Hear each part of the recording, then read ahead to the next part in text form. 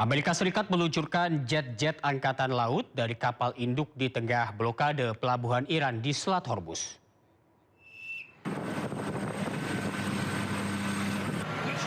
Rekaman video menunjukkan awak dek penerbangan mengarahkan jet tempur untuk lepas landas. Menurut Komando Pusat Amerika Serikat atau CENTCOM, 14 kapal telah mematuhi aturan blokade Amerika Serikat di Selat Hormuz dengan memutar balik.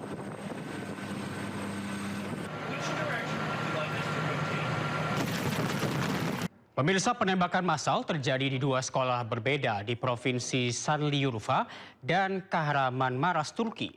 Insiden penembakan terjadi 2 hari berturut-turut.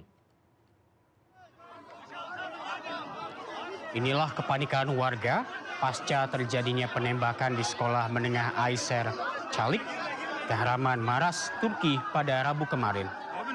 Sebanyak 9 orang tewas dan 13 lainnya terluka, di mana 6 di antaranya dalam kondisi kritis. Sejumlah korban langsung dilarikan ke rumah sakit dengan ambulans darurat. Dilaporkan pelaku siswa kelas 8 di sekolah tersebut membawa senjata api di dalam ranselnya, tiba-tiba menembak secara membabi buta setelah memasuki 2 ruangan kelas. Pelaku tewas dalam peristiwa dan belum diketahui penyebab kematiannya.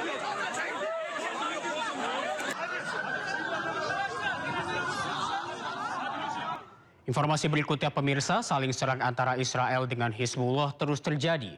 Sistem pertahanan Israel pun disibukkan dengan roket-roket Hizbullah yang menyerang kota-kota yang diduduki oleh Israel. Roket-roket Hizbullah menghujani kota Nahariyah yang diduduki oleh Israel. Sirene pun terus berbunyi tanpa henti saat rudal memasuki langit kota Nahariyah. Sistem pertahanan milik Israel, Iron Dome, pun terus dikerahkan untuk mencegah rudal-rudal ini jatuh di kota Nahariyah.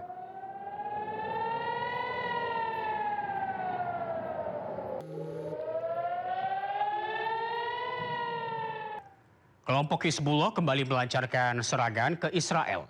Hizbullah menargetkan Kiryat Shmona di wilayah utara Palestina yang diduduki oleh Israel.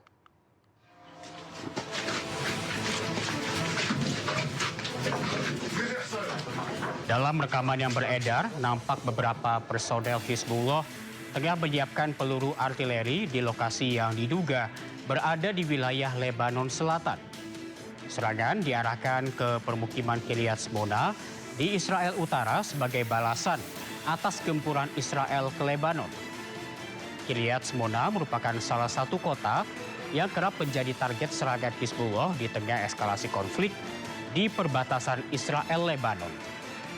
Hingga saat ini belum ada konfirmasi resmi dari pihak Israel terkait dampak serangan tersebut.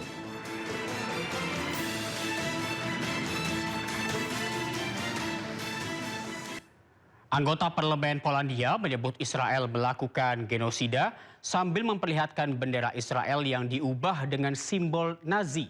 Sementara itu, Kedutaan Besar Israel di Warsawa mengutuk tindakan Konrad Berkowicz dan mendesak pihak berwenang Polandia untuk mengambil tindakan.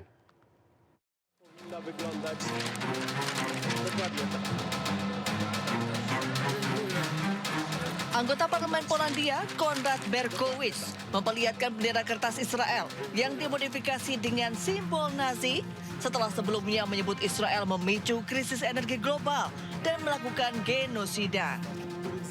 Momen terjadi dalam acara peringatan korban pembantaian Nazi selama sesi parlemen di Warsawa, Polandia pada hari Selasa.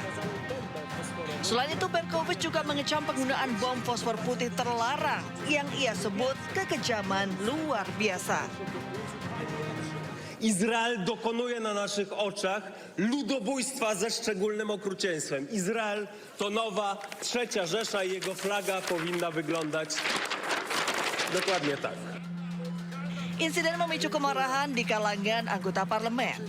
Ketua Parlemen Polandia kemudian mengumumkan rencana sanksi bagi anggota parlemen yang menampilkan simbol terlarang di gedung parlemen.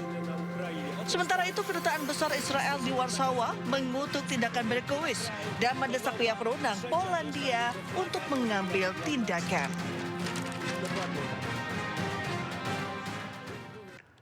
Puluhan ribu lebah dilaporkan menyerbu sejumlah wilayah Palestina yang diduduki oleh Israel. Otoritas setempat pun mengeluarkan peringatan kepada warga agar waspada. Kawanan lebah dalam jumlah besar dilaporkan menyebar di sejumlah area permukiman. Fenomena ini memicu kekhawatiran di kalangan warga. Otoritas setempat meminta warga dan pemilik toko menutup pintu serta jendela. Belum diketahui pasti penyebab kemunculan lebah dalam jumlah besar ini.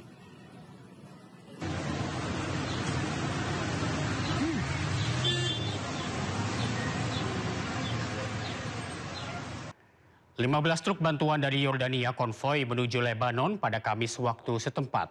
Bantuan mengangkut perlengkapan medis, makanan, dan bahan bantuan untuk korban terdampak perang.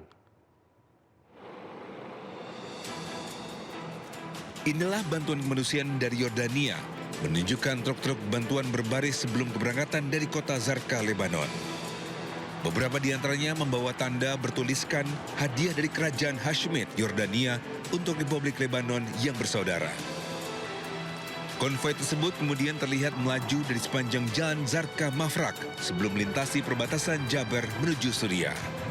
بناء على التوجيهات الملكية السامية سيرت الهيئة الخيرية الأردنية الهاشمية اليوم وبالتنسيق والتعاون مع القوات المسلحة الأردنية ووزارة الخارجية وشؤون المغتربين قافلة مساعدات مؤلفة من 15 شاحنة تضم مواد طبية أدوية ومستلزمات طبية وكذلك مواد غذائية ومواد إغاثية.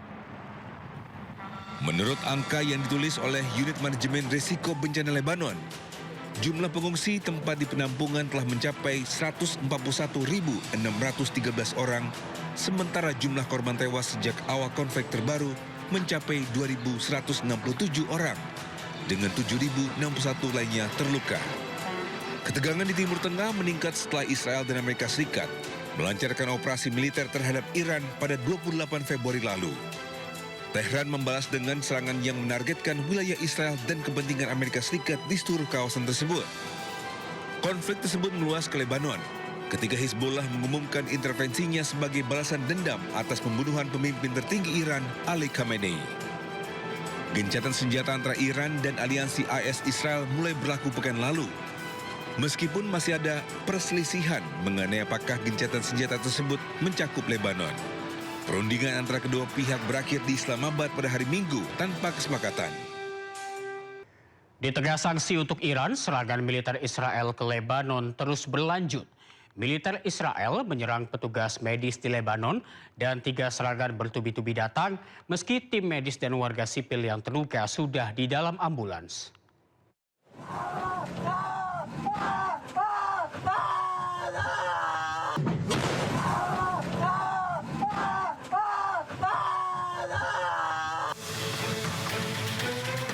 Militer Israel pada hari Rabu menyerang petugas penyelamat di Lebanon.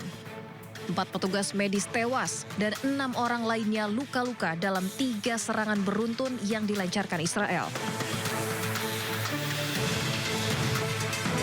Kelompok para medis ini tak menyangka tetap mendapat serangan meski sudah di dalam mobil ambulans. Serangan beruntun Israel di desa Maifadun Selatan dekat kota Nabatiyeh yang lebih besar menghantam kelompok pertama petugas medis yang menanggapi panggilan darurat dari warga sipil yang terluka. Kelompok kedua yang mencoba membantu turut menjadi sasaran serangan Israel. Serangan militer Israel di Lebanon Selatan kali ini terjadi sehari setelah kedua negara mengadakan pembicaraan bersejarah di Washington. Tak hanya menargetkan Hizbullah, Israel juga kini menyerang petugas medis hingga rumah sakit.